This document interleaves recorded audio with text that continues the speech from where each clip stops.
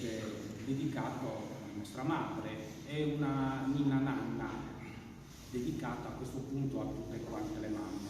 Sempre un Cosimo Vitta che scrive questo brano e lo dedica alla sua nipote, ma è un brano che vuole dedicare a tutte quante le donne, a tutte quelle coloro che sono state mamme, comunque hanno avuto un bambino da accudire. Dunque è un brano scritto con una delicatezza che solo Cosimo, in quanto padre, in quanto zio, ha voluto dedicare a sua nipote, e noi lo dedichiamo alla nostra madre e a tutte quante le mamme.